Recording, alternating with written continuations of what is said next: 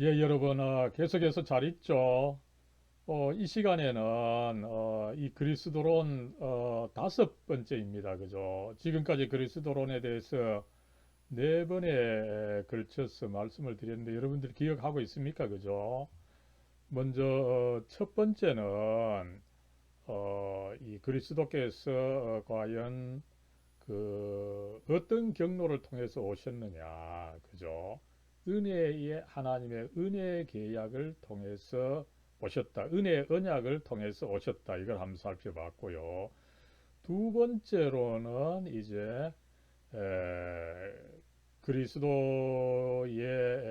그 이름 다섯 가지를 우리가 한번 살펴봤습니다. 그죠? 그리고 나서 이제 그리스도의 본성, 그죠? 그리스도의 신인격, 그 위격, 신성과 인성을 다루는 것을 한번 살펴봤었죠. 그죠? 세 번째로는.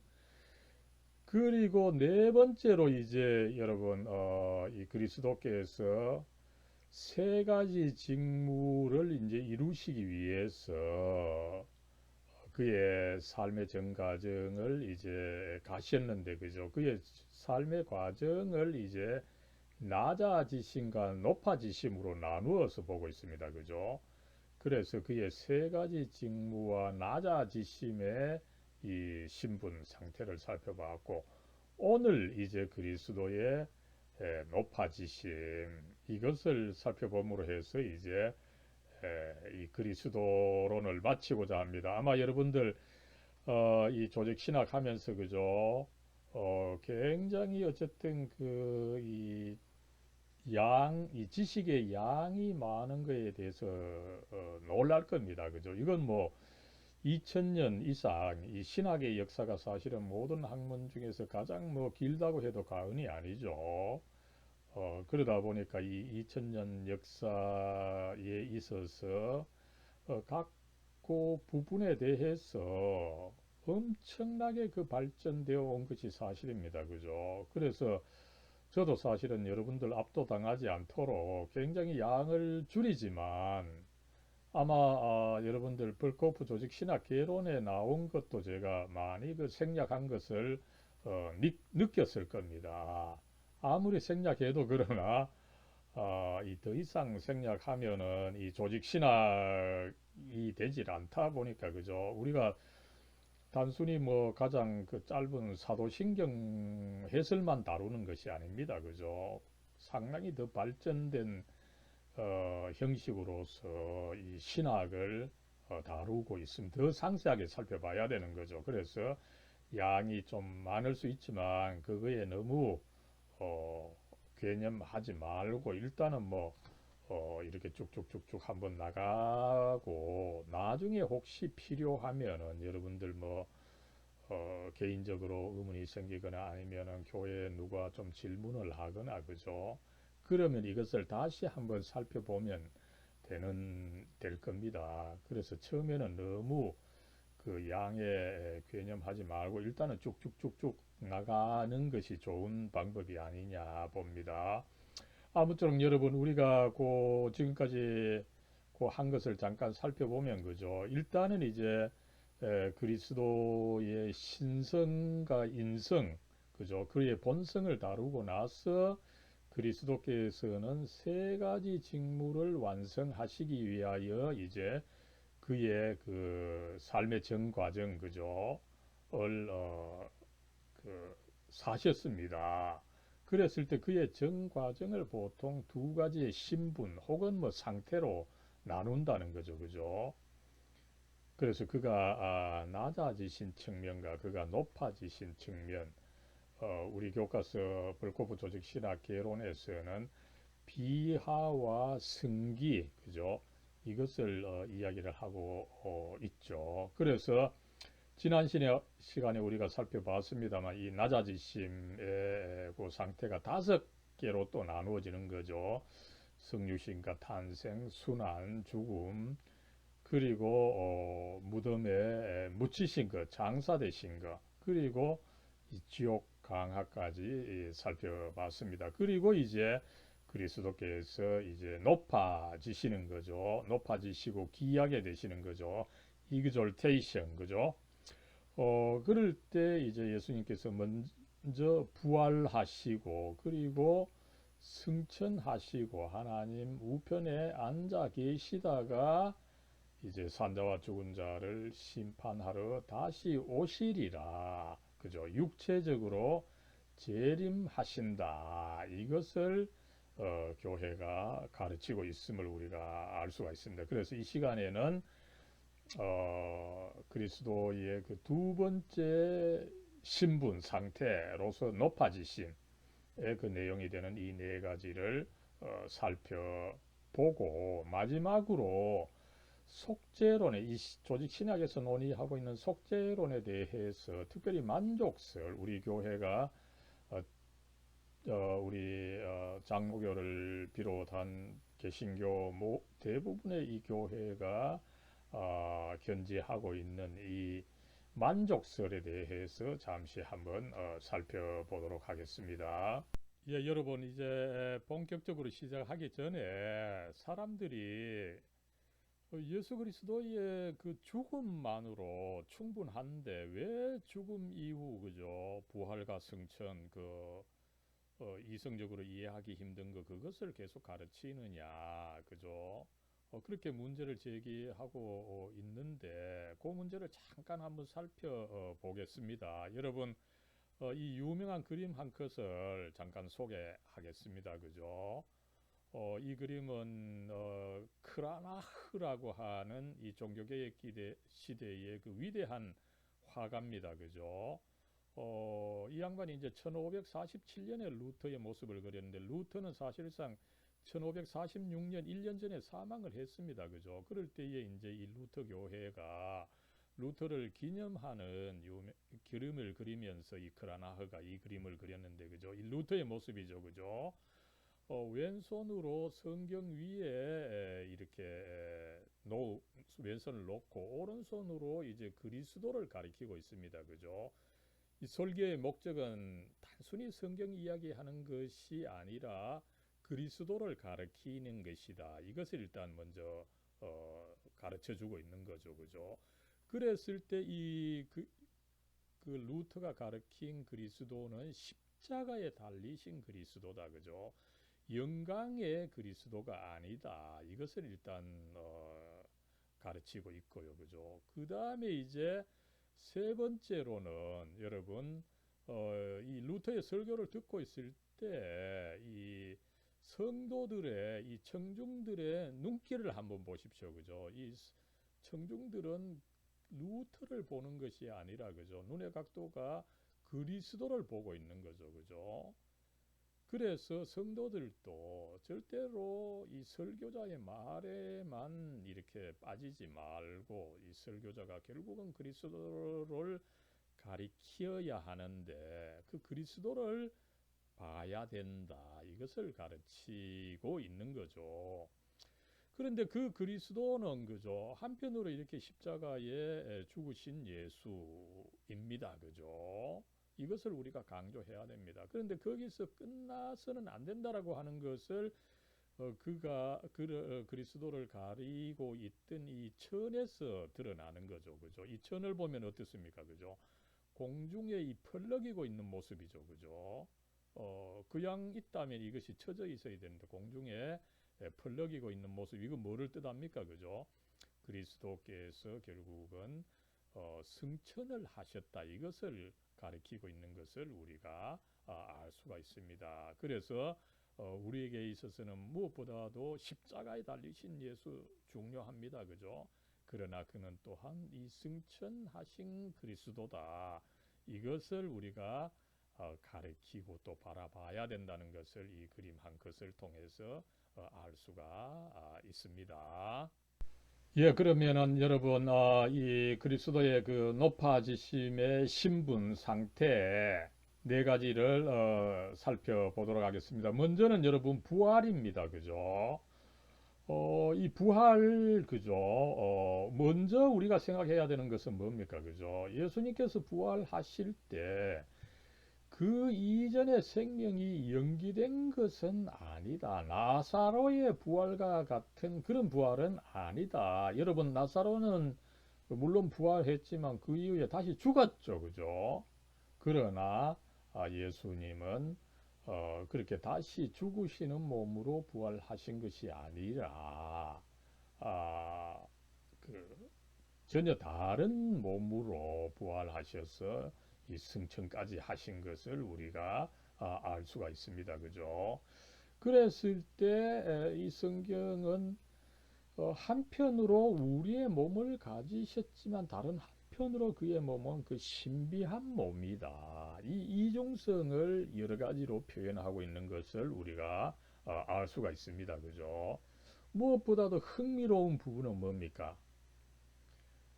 이 부활하신 예수 그리스도는 만인에게 공통적으로 보이시지 않으셨다는 거죠. 그죠? 제자들이 뭔가 이 인식하는데 일반 사람과는 다르게 인식이 된다라고 하는 것을 우리가 뭐 엠마오로 가는 제자들 그죠? 누가복음 24장입니까? 그죠? 나타났는데 제자들이 잘 몰랐던 거죠. 그죠?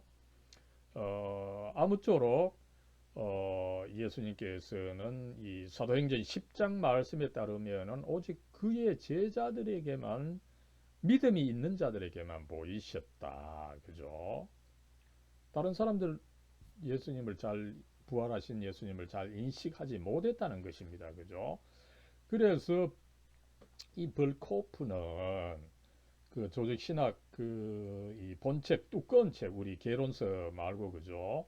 두꺼운 책을 보면은 예수님의 몸은 현저하게 변화되었다는 거죠. 그래서 이 쉽게 인식되지 않았고 또 갑작스럽게 출려 이렇게 잘 안 되시다가 갑작스럽게 나타나실 수가 있고 그죠. 그러나 또 어떻습니까? 물질적이고 실제적인 몸이셨다. 그죠? 누가복음 24장에 보면은 그가 또 물고기를 드시는 게 계셨다는 거죠. 그죠?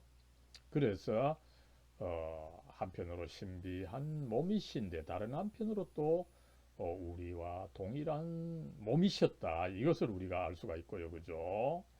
뭐 요한복음 20장에도 그 똑같은 말씀이죠. 그죠? 이제 그 안식 후 첫날입니다. 그죠? 부활하신 그 첫날이 그날 아침이죠. 그죠? 그날 이제 아침이 아니라 그날 첫날 저녁 때입니다. 그죠? 제자들이 이렇게 모였지만 유대인들의 이제 박해가 시작되었으니까 그죠? 무서워서 모인 곳에 문을 닫았는데, 그죠? 닫았는데 예수님께서 그 문을 여지 않으시고 이제 그 나타나신 거죠, 그죠? 이런 사실을 볼 때, 그러나 또 손과 옆구리, 그죠? 그 상처 있는 손과 그다음에 그 창에 찔린 옆구리를 보여주심으로 해서 당신께서 또한 그 실질적인 몸을 가지고 있다. 이것을 또한 보여주신 것을 우리가 확인을 할 수가 있습니다. 그 다음에 여러분 여기서 이제 우리가 이 부활의 그 세 가지 의미를 확인할 수가 있는데 그죠? 먼저는 뭡니까? 이것은 사실은 뭐 벌코프 설명을 제가 그대로 따라가도록 하겠습니다. 그죠? 먼저 부활은 예수님께서 율법의 요구들을 완수하셨다는 것에 대하여 이 성부께서 그것을 그 선언하신 것이다. 그죠? 여러분 이 관련 구절이 없는데 제가 그 잠깐 한번 뭐 살펴보면은 이 베드로전서 3장 18절이죠. 그죠? 여기 보면은 그리스도께서 단번에 죄를 위해서 죽으셨습니다. 그죠? 죽으심으로 이제 끝날 수 있었지만 왜 부활하셨습니까? 그죠? 어, 오히려 이 모든 것을 이제 완전히 끝내고 완성하셨다. 이것을 어, 그 밝게 천명한 것이다. 그죠? 빌립보서 2장 8절에도 어떻습니까? 그죠? 어, 그 2장 9절이죠. 그죠? 하나님이 그를 지극히 높여서, 그죠? 뭐 낮추신 것으로 사실은 끝났을 수가 있습니다. 그러나 지극히 높이심으로써 그 모든 것을 완성하셨다. 이것을 어, 그, 그 부활로서 천명하셨다. 이것을 우리가 알 수 있다는 것입니다. 두 번째로 부활은 믿는 사람들의 칭의 중생, 그 종말에서의 부활을 그 상징한다. 상징한다는 말은 뭡니까, 여러분? 그것이 실제 있는 그대로는 아닐지라도 그 유사하게 그 우리들에게 일어난다. 그것이 우리들에게 적용된다. 그죠? 어, 그 부활이 나름대로 칭의와 중생과 이 종말에서 나름대로 우리에게 일어나는 것이다. 그죠? 단순히 그러니까 부활이라고 하는 것이 2000년 전 그리스도에게 일어났던 그 역사적 사실만으로 끝나는 것이 아니라 그것이 현재 우리들에게도 나타나는데 이루어지는데 그 이루어지는 것이 똑같이 이루어지는 것은 아니죠. 그것이 나름대로 상징적으로도 우리들에게 그 일어난다. 이것을 벌코프가 이야기하고 있는 것을 알 수가 있습니다. 그죠? 그래서 이 부활이 우리들에게 잘 일어나는 것이 이 세례입니다. 그죠? 왜 세례입니까? 여러분, 세례는 이제 우리가 살펴보겠지만 두 가지 의미가 있는 거죠. 먼저는 뭡니까? 우리가 물에 들어가는 겁니다. 그죠? 물에 들어가는 것은 뭐를 의미합니까? 우리가 묻히고 죽는 것을 의미하는 거죠. 그러나 물에 들어가서 계속 있을 수는 없죠. 물에서 이제 나올 때 그것이 이제 다시 사는 것, 부활하는 것이다. 이런 의미가 있습니다. 그죠? 그래서 우리가 이 세례를 통해서 이 그리스도의 그 장사되는 것, 묻히는 거, 그죠? 어, 그리고 이제 물에서 나올 때, 그 함께 일으킴을 받아서 부활을 경험하게 된다는 거죠. 그래서 이 부활이 이런 그 상징적인 의미가 있다. 이것을 이제 벌코프가 가르치고 그죠. 그러면서 이 부활은 우리의 부활, 그죠? 중생, 부활의 그 원인이다. 그 전체 여기서 부활은 이 우리의 개인적인 부활이고 여기서 부활은 어떤 이그 인류의 그 부활이라고 하는 것을 우리가 알 수가 있죠. 이 고린도전서 15장이 부활장으로 알려져 있죠. 그죠? 여기 20절부터 이제 22절까지 보면 어떻습니까? 그죠?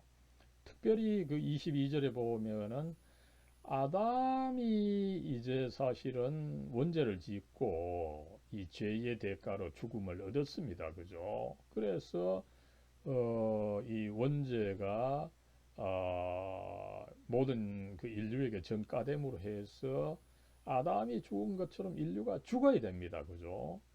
그러나 그리스도께서 율법의 요구를 완성하시고 다시 사셨기 때문에 또한 그리스도 안에서 이제 모든 사람이 삶을 얻으리라. 그죠?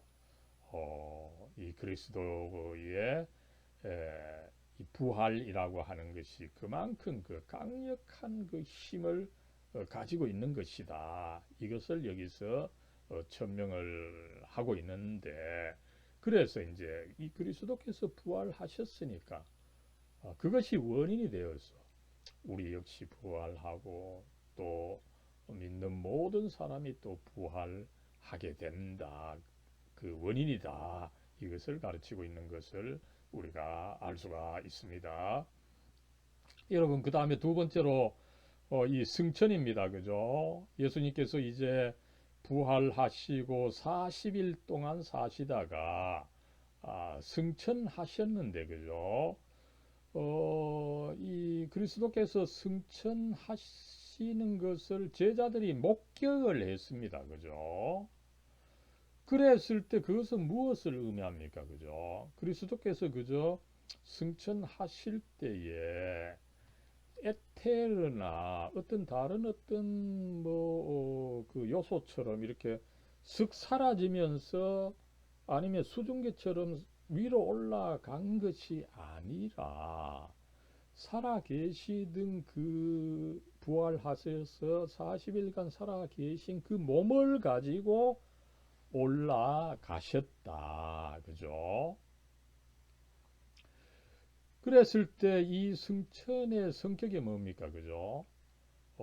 그가 땅으로부터 하늘로 거주 장소를 옮긴 것인 거죠. 이미 40일간 계실 때도 나름대로 어, 어, 상당한 그 활동을 하셨고, 그죠? 그리고 이제 그런 그리스도의 활동을 이제 하심에 있어서 그 거주 장소를 하늘로 옮긴 것이다. 그죠? 왜 그렇습니까? 그죠? 단순히 땅에 계신다면 그 지역만 그의 영향력이 이제 나타나기 때문에 온 우주에 그의 영향력이 나타나도록 되시려면 어떻게 됩니까? 하늘에 올라가셔야 되는 거죠. 그죠? 그래서 에베소서 4장 10절에서는 이 만물을 충만하게 하시고자 하늘에 오르셨다. 그죠? 그러면서 이제 나름대로 하늘에 가시다 보니까 그의 이 신성과 인성에는 그 어떤 변화가 있을 수 있었다. 이렇게 이제 볼 수가 있는데, 그죠? 그러면 이 변화가 어떤 것이냐?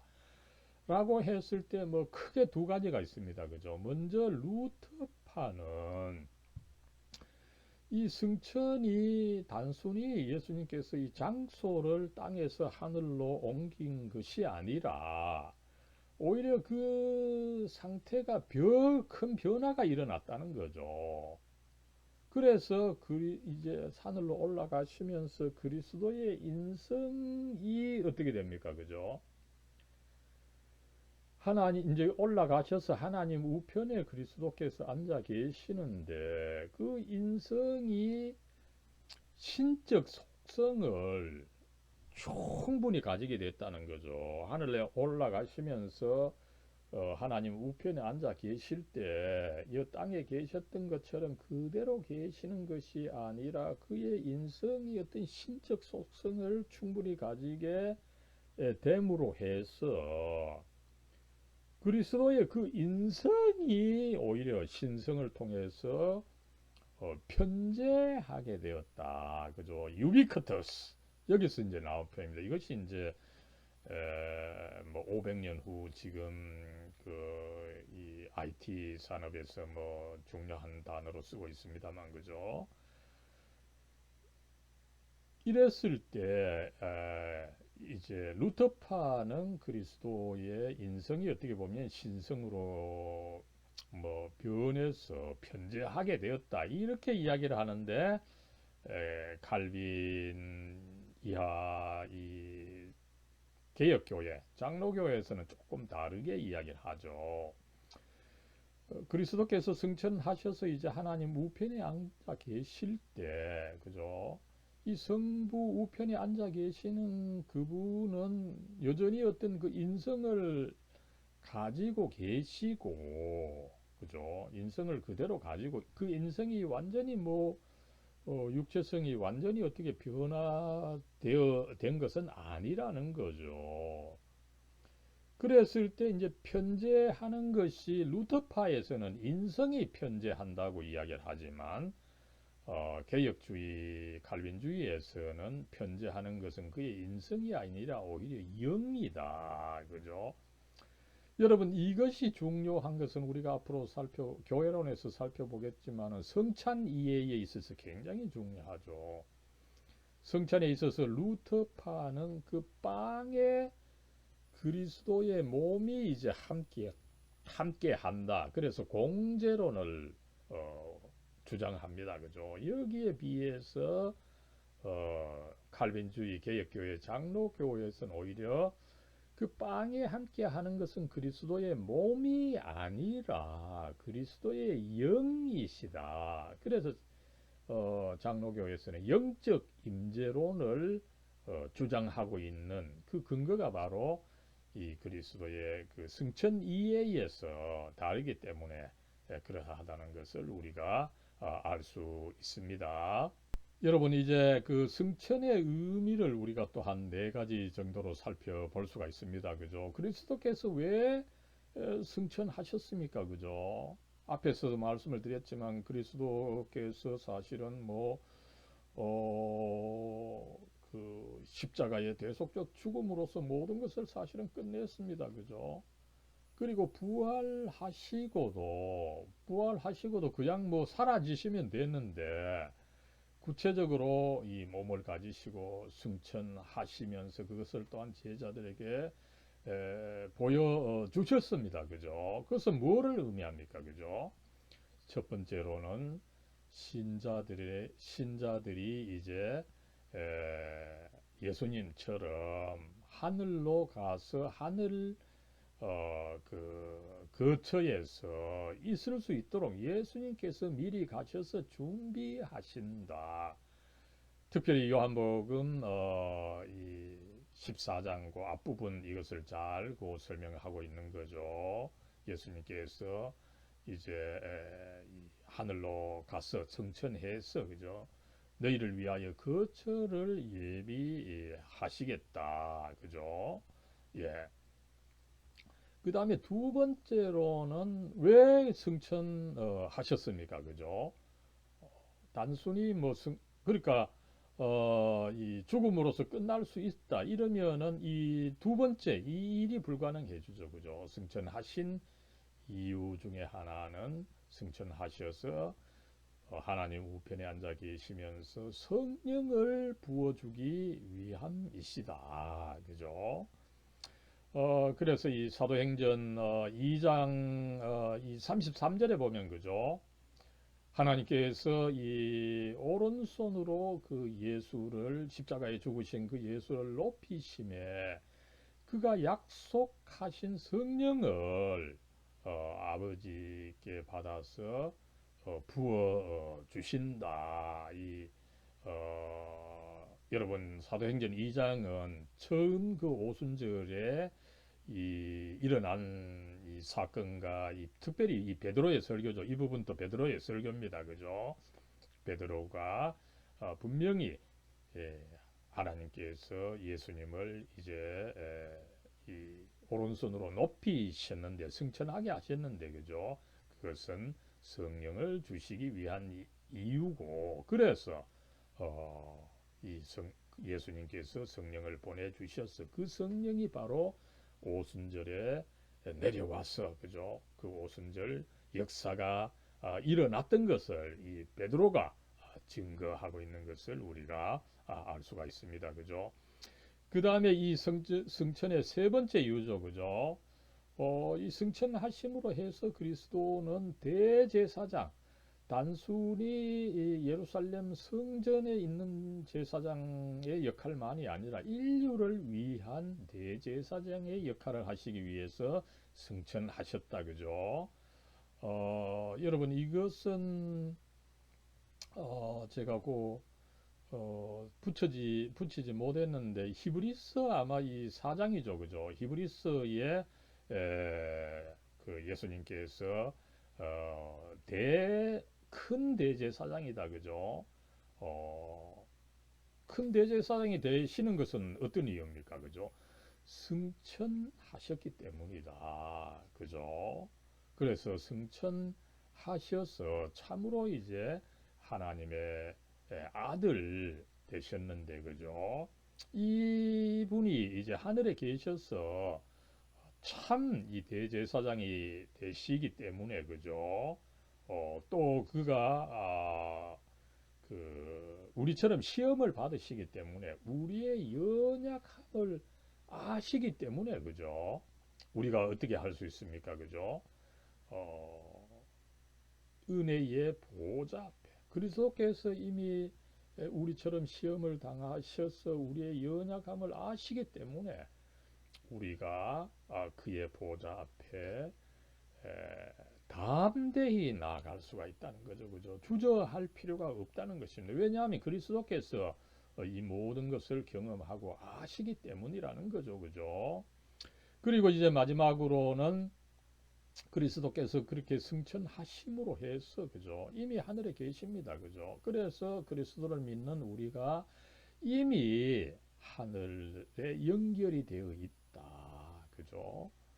그리고 또 나아가서 장차 모든 신자들 역시 이 승천할 것, 이 뭐 승천할 것을 가지고 뭐 휴거다 이런 식으로 이야기를 하지만 그건 뭐 나중에 한번 다루겠습니다만 어쨌든 우리 역시 그 승천하게 된다는 것을 미리 그렇게 그 보여주신 것으로 우리가 예수님의 승천을 이해할 수 있다는 것을 알 수가 있습니다.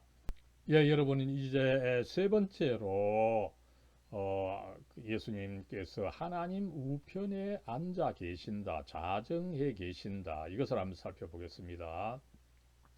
여러분 여기서 이제 우리 뭐 사도신경에도 그렇게 이야기를 하고 그죠? 하나님 우편에 앉아 계시다가 이렇게 고백하고 있는데 그죠? 그 우편은 오른편이라고 하는 것을 오른쪽이라고 하는 것을 우리가 분명히 그 인지를 하고 있어야 됩니다. 그죠? 우편이 뭐 뭔지도 모르고 그것을 고백하면 안 되죠. 그랬을 때 왜 그 오른쪽입니까? 그죠? 여러분 뭐 어떤 일을 함에 있어서 이 내가 어떤 일을 수행할 때 그죠? 이 오른손을 통해서 물론 뭐 오른손잡이 경우겠습니다만 그죠? 대부분이 어쨌든 이 어떤 일을 할 때에 시행할 때에 오른손을 가지고 시행을 합니다. 그죠? 그래서 하나님의 그 오른손 뭡니까? 우리 인류를 위해서 어떤 일을 할 때 하나님께서 하나님의 오른손을 사용하셔서 실행하신다. 이 의미가 있는 거죠. 그래서 예수님께서 하나님의 그 오른손 편에 그 앉아 계신다라고 할 때에 예수님께서 하나님의 그 오른손이 되셔서 하나님의 뜻을 그 실행하신다. 이 실행의 의미가 사실은 강하게 있다라고 하는 것을 알 수가 있습니다. 그죠? 그래서 하나님의 권능을 수행한다. 그죠? 그 위치가 바로 이 오른편이다, 우편이다. 이것을 뜻한다는 것입니다. 그죠? 그래서 여러분 그리스도에게는 이 교회와 우주에 대한 통치권 이 그리스도에게 위임되어 있다. 그죠? 그리고 또 그렇기 때문에 그리스도께서 그에 합당한 영광을 지니셔. 그래서 그리스도께서 단순히 인간으로 끝나는 것이 아니라 그죠? 이런 엄청난 그 영광을 가지고 있다 보니까 우리는 또한 그에게 예배해야 하고 또 할 수 있다. 그죠? 이것을 우리가 알 수가 있습니다. 그래서 이제 어떻습니까? 그죠? 그리스도께서는 하나님의 우편에 앉아 계시면서 특별히 이제 이 교회를 다스리고 보호하시고 그죠? 그리고 또 나아가서 우주를 다스리시고 그리고 이 어, 자신이 완수하신 이 제사를 통해서 이 신자들을 끊임없이 또 중재하고 계신다는 거죠. 하나님 우편에 앉아 계셔서 가만히 계시는 것이 아니라 그죠. 우리 신자들을 위해서 끊임없이 중재하고 계신다. 그래서 우리가 여러분 기도할 때에 왜 마지막을 예수님의 이름으로 기도 드립니다. 이 말을 합니까? 그죠? 그리스도께서 우리의 기도를 들으시고 이 하나님께 그 알려주시고, 그리고 이제 그 결과 또 응답을 또 우리들에게 전해주시고, 그죠? 이 중재의 역할을 그리스도께서 끊임없이 하시고 계시기 때문에 우리가 마땅히 그리스도의 이름으로 기도해야만 하는 것이죠. 그리고 이제 그리스도께서 이렇게 그 교회를 다스리고 보호하시고 우주를 다스리시는 일을 하신다라고 할 때, 그죠? 하늘에 계시면서 이제 어떤 그 물리적인 형식으로 하는 것이 아니라 특별히 이제 이 성령이신데, 그죠? 성령은 항상 또 어떻습니까? 그죠? 그렇게 나타나시는 것이 아니라 그의 말씀과 함께 계시죠. 그죠? 말씀과 성령입니다. 그죠? 단순히 또, 이 성경만 아니죠. 성경이 가지고 있는 뭐, 문자적, 문학적 그 가치만이 아닙니다. 그죠? 그 성경과 함께하는 이 성령의 역사, 그죠? 그러나 또 성령의 역사를 이야기할 때 막 아무렇게나 뭐 나타나는 성령이 아니죠. 그죠? 그와 말씀과 함께 역사하시는 이 역사, 그죠? 그래서 그 말씀과 함께 역사하시는 이 성령, 그리고 이제 그의 종들을 도구로 쓰셔서 그 백성들을 계속 그 가르치신다는 거죠. 어, 그래서 하나님께서는 우편에 좌정하셔서 어, 교회와 우주를 통치하시되 특별히 이제 그의 말씀과 함께 하시는 이 성령, 그리고 이것을 또 드러내는 그의 종들, 그 교회를 통해서 그의 백성들을 특별히 가르치신다. 그죠? 이것을 우리가 확인할 수가 있고, 여러분 이제 마지막으로 그리스도의 그 육체적 재림입니다. 그죠? 단순히 예수님께서 뭐 다시 오신다, 재림하신다, 이것만이 아니라 육체적이라고 하는 단어에 우리가 좀 신경을 써야 되는 거죠. 그죠? 여러분 이제 그 그리스도께서 이제 그 몸으로 이제 몸을 가지고 승천하셨고, 그죠? 그것처럼 예수님께서 이제 마지막에 오실 때도 그의 몸을 가지고 오셔서 산자와 그 죽은 자를 심판하신다는 것을 성경과 교회는 가르치고 있는 것입니다. 그죠? 이 말은 무슨 말입니까? 그죠? 영적으로 고스트처럼 예수님께서 오시는 것은 아니라는 거죠. 그렇게 되면은 알 수가 없습니다. 그죠? 그래서 예수님께서는 그 하늘에 올라가신 그 몸 그대로 분명하게 그 사람들이 볼 수 있도록 실제로 다시 오셔서 이 세상을 심판하고 특별히 이 하나님의 백성들에 대한 구원을 그때 이제 완성하신다라고 하는 것을 성경과 교회는 가르치고 있는 것입니다. 그랬을 때 그러면 그리스도께서 언제 다시 오느냐, 그죠? 성경은 분명히 그것은 누구도 알 수 없다는 것을 이야기를 하고 있습니다. 그죠? 그러나 그러면서도 성경은 우리가 재림을 그리스도께서 다시 오시는 것에 대한 그 준비를 해야 된다. 그죠? 이것을 여러 가지로 가르치고 있다는 것을 우리가 알 수 있습니다. 그죠? 그랬을 때 어떤 학자는 그리스도의 그 재림이 오순절 그 성령이 옴으로 해서 사실은 그리스도의 재림이 끝났다. 그죠? 이제 그리스도의 재림은 뭐 더 있지 않다. 이렇게 주장하는 학설도 있고, 그죠? 그 다음에 또, 이 한국에 뭐 꽤 자주 있는 일이죠. 그죠?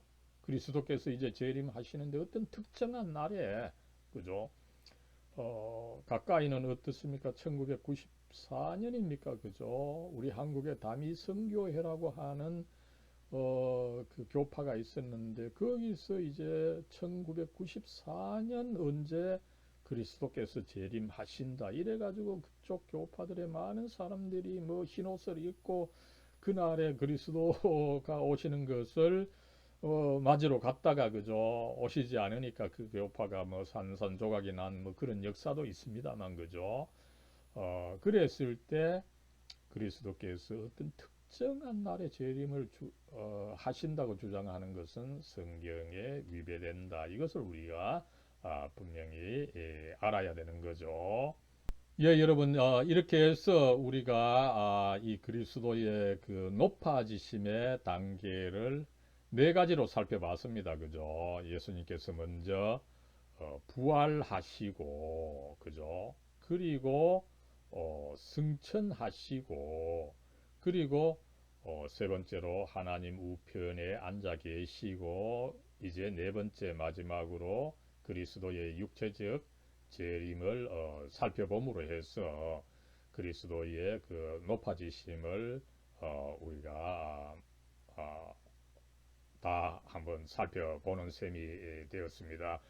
여러분 이제 마지막으로 이 그리스도론을 이야기함에 있어서 꼭 이제 학자들이 그 뭐 우리 조직 신학에도 나오고 있습니다만 그죠? 이 속죄론이라고 하는 논의가 있습니다. 그죠? 여기에 이제 보통 뭐 세 가지를 이야기를 하는데 보통 이제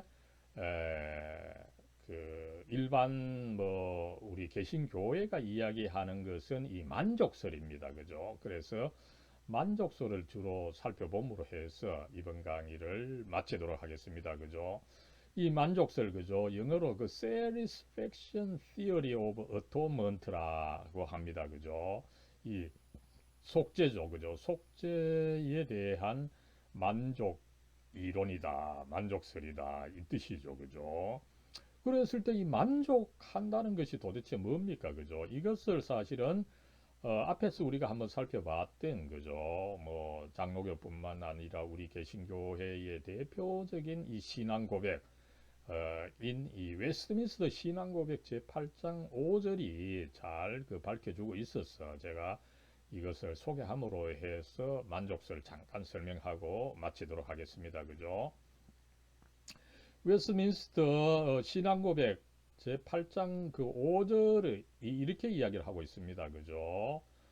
예수님께서 완전한 복종과 그 다음에 이제 이 성령을 통해서 단번에 자신을 희생 제물로 바치는 이 제사를 통해서 그의 아버지의 의를 완전하게 만족시키셨다. 그죠? Fully satisfied. 그죠? 도대체 뭐를 의미합니까? 그죠? 여러분, 그 하나님의 의를 이제 완전하게 만족시켰다. 그죠? 어떤 일이 있었습니까? 그죠? 여러분, 하나님께서는 아담의 죄와 또 아담의 죄가 증가되어서 그 인류의 그 죄에 대해서 죄가 있었기 때문에 하나님의 의가 이 크게 상해 있었던 거죠. 하나님의 의가 깨어져 있었던 것입니다. 그죠? 이렇게 그러면 깨어져 있는 하나님의 의를 어떻게 회복시켜서 완전하게 할 수가 있겠습니까? 그죠?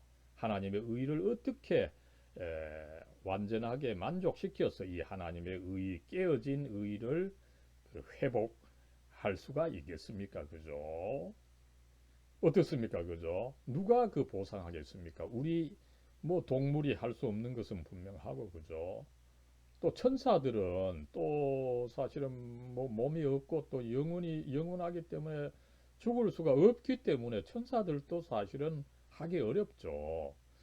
그러면 우리 인간이 하겠습니까? 그죠? 우리 인간은 나는 내 스스로 죄가 있기 때문에 내 죄값을 치르기 위해서 죽는 것도 사실은 급급하다는 거죠. 그죠? 부족하다는 거죠. 그죠? 그랬을 때 이제 인류의 그 죄값을 치rum으로 해서 그 하나님의 깨어진 의가 이제 그 회복되게 함에 있어서는 누군가 엄청난 가치를 가진 그 생명, 그 생명을 드림으로써 하나님의 의가 그 완족되는 거죠. 그래서 그리스도께서 죄 없으신 그리스도께서 당시 가장 그 값진 당신의 이 생명을 대가로 바쳐서 이 하나님의 그 깨어진 의를 어, 하나님의 그 의를 만족하고 이 하나님의 깨어진 의가 이제 회복되게 하셨다. 그래서 이것이야말로 이 만족설이다. 이렇게 이제 가르친 것인데 이것을 웨스트민스터 신앙에 가르치고 그래서 이 개신교 대부분이 이 만족설을 가지고 있음을 우리가 알 수가 있는 거죠. 여기서 이제 흥미롭게도 나온 말이 뭡니까? 그죠? 예수님께서 당신의 가장 그 고귀한 생명을 값으로 그 죄에 대한 인류의 죄에 대한 대가 그 값으로 치르고 이 화목을 그 인간과 하나님 사이의 그 화목 평화를 이루셨어요. 그러면은 여러분 그 화목은 어떻습니까? 그죠? 여기서 이제 이 성경과 더불어서 많은 이 신앙 고백들이 값주고 사셨다는 독특한 표현을 하고 있습니다. 그죠? 단순히 이 상속권, 지금 이 합동측 이 헌법에 보면은 이 웨스트민스터 신앙 고백 이 부분을 획득하셨다 이렇게 번역을 해도 아닙니다. 이 purchased 이 말인데 그죠? 이거는 분명히 값 주고 사셨다는 것을 의미합니다. 그죠? 우리가 가지고 있는 구원 이것이 그저 예수님께서 그저 획득해 주신 것이 아니라 당신의 생명을 바치셔서 하나님의 의를 만족시키셨던 결과 이루어진 것이다 보니까 예수님께서 그 대가를 지불하고 값을 지불하고 사신 것입니다. 그죠? 너무나 고귀하다라고 하는 것을 이 값 주고 사셨다는 이 동사로 잘 표현하고 있는데 이것을 한국에서는 그저 획득하셨다 이렇게 하면은 그 의미를 충분히 드러내지 못한다는 것을 우리가 알 수가 있습니다. 그리고 이 속죄론에는 다른 한편으로 이제 속전설과 도덕적 가마설이 있습니다. 그죠? 이 속전설은 뭡니까? 우리가 죄를 지음으로 해서 사탄에게 유괴당해서 사탄에 체포되어 있다는 거죠. 그죠? 유괴를 당해 있다는 것입니다. 유괴를 당해 있을 때 어떻습니까? 우리를 해방시키려고 하면 누군가 몸값을 지불해야 되는 거죠. 그죠? 그 몸값, 랜섬인데, 그죠? 이 속전이라는 뜻입니다. 그죠? 이 속전을 지불하고 우리를 해방시켜야 되는데, 그죠? 인류가 이렇게 마귀에 잡혀 있을 때, 사로잡혀 있을 때, 유괴되어 있을 때, 누가 그 속전을 지불하겠습니까? 그죠? 오직 그리스도시다. 그래서 그리스도가 당신의 그 생명을 속전으로 지불하고 우리를 그 마귀로부터 해방시켜 주셨다. 이것을 강조하는 것이 속전설이고, 그 다음에 다른 한편으로는 이 도덕적 가마설입니다. 그죠? 그리스도께서는 그렇게 이제 뭐 사실은 만족설, 속전설이 있지만 그것보다는 그리스도께서 그렇게 단순히 십자가에 죽으셨는데 그 이유가 뭡니까? 그죠? 참으로 인류를 사랑하는 그 사랑의 어떤 정신이라는 것입니다. 그 사랑의 정신을 충분히 실현했는데 그 이유는 뭡니까? 그것을 인류가 본받으라는 거죠. 그래서 그리스도가 그렇게 죽으셨던 것처럼 그 감동을 받아서 나 역시 그리스도처럼 희생하고 십자가에 죽음까지 당하도록 그리스도께서 모범을 보여주신 것이다. 그죠? 이런 이 설명이 있습니다만 아무쪼록 이 세계 대부분의 이 개신교회, 특별히 우리 뭐 장로교를 비롯한 대부분의 개신교회들은 오히려 이 속전설과 도덕적 가마설보다는 이 만족설을 취하고 있다. 이것을 우리가 알 수가 있는 거죠. 아무쪼록 여러분 여기까지 이 그리스도의 그 낮아지심과 마지막으로 속죄론, 만족설을 참 간단하게 한번 살펴봤습니다. 사랑과 은혜로 충만하신 하나님, 저희들 계속해서 이 온라인 강의를 통해서지만 하나님의 진리에 대해서 배웁니다. 이 시간 예수님께서 십자가에 그렇게 우리들의 죄를 대신해서 죽으신 후 죽음으로 그냥 계셨던 것이 아니라 오히려 부활하신 것을 배웠습니다. 또 부활하시고 승천하시고 하나님 우편에 앉아 계시고 또한 종래에는 산자와 죽은 자를 심판하러 다시 오신다라고 하는 것, 그 몸을 가지고 다시 오신다라고 하는 것을 배우게 해주신 것 하나님 감사드립니다. 그렇습니다. 하나님, 예수님께서는 이렇게 낮아지시고 높아지심으로써 참으로 우리의 주님, 나의 주님, 이 우주의 주님이 되신 것을 다시 한번 확인하게 해주시는 것 감사드립니다. 이 주님 안에서 저희들 참으로 죄로 죽었지만 다시 살아난 저희들입니다. 이것을 믿고서 저희들 주님을 계속해서 더 알아가고 또 주님 예배하고 또 주님의 말씀을 이루어가는 그래서 주님께서 보여주신 그 진리, 그 영광을 우리가 조금이라도 더 드러낼 수 있도록 하나님 축복해 주시고 이끌어 주시옵소서. 우리 주 예수 그리스도의 이름으로 간절히 기도드리옵나이다. 아멘.